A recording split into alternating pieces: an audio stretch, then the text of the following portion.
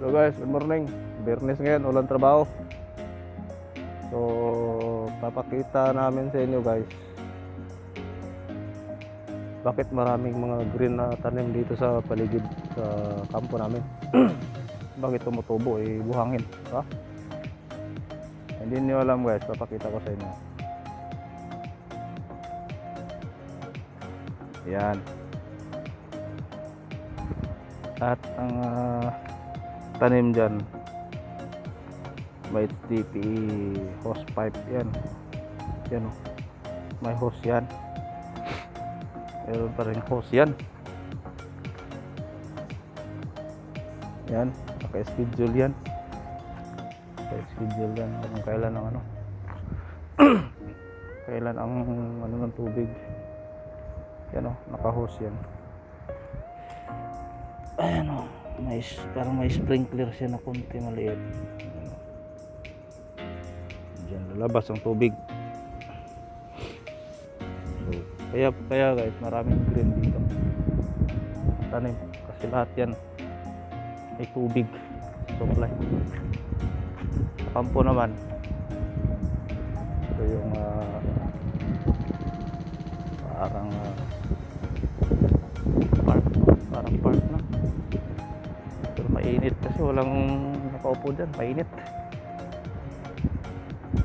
Punta ako ngayon sa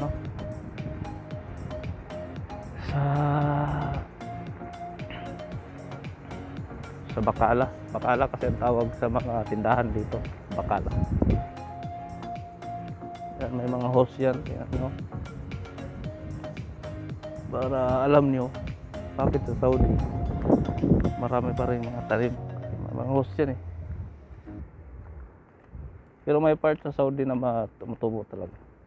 Doon sa Abha may basketball court para sa mga Pilipino. Ito football field. Ito may lawn tennis. May lawn tennis din siya. Ito, basketball court, soccer field, saka lawn tennis. Meron pa marami dito guys. Ito naman yung gym. Gym.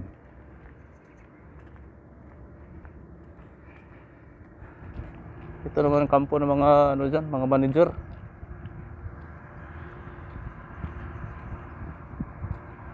Yan, sarap tingnan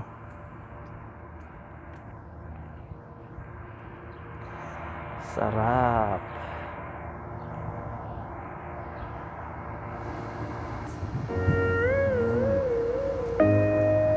Bulaklak.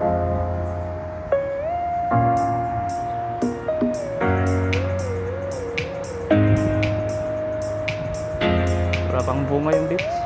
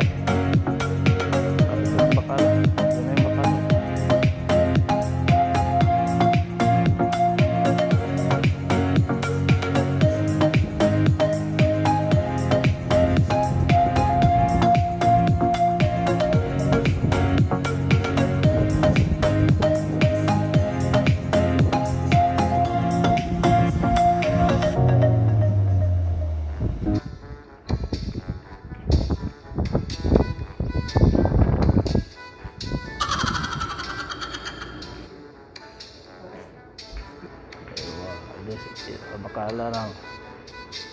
Yan yung Bacala dito. Grocery na to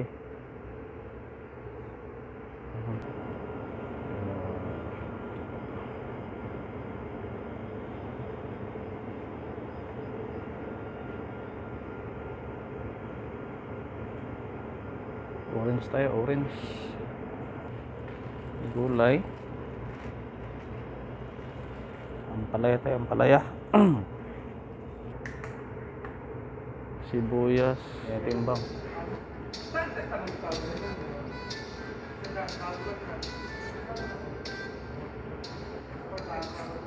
1/4?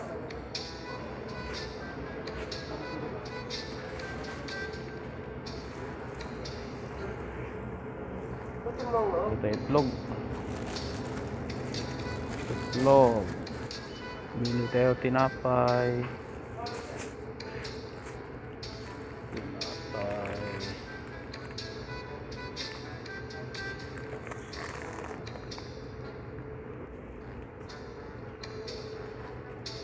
Kape.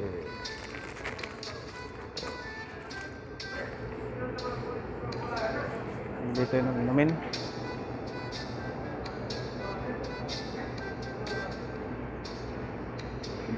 Ang maganda dito na inumin ay made in Philippines.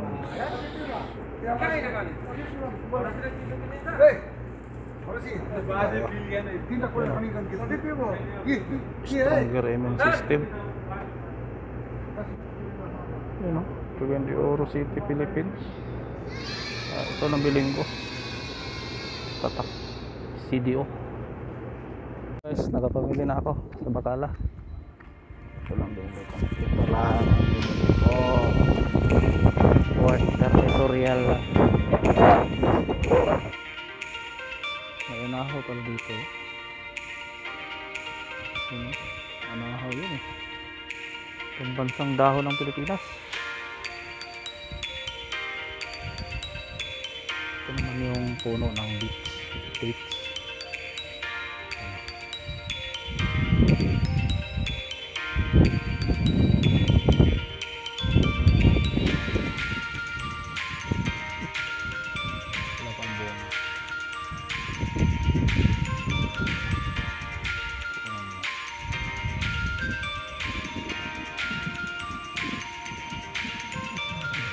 Okay. So, paano? Pauwi na ko na kampo. Yan yung kampo namin. Sunod na lang ulit. Bye.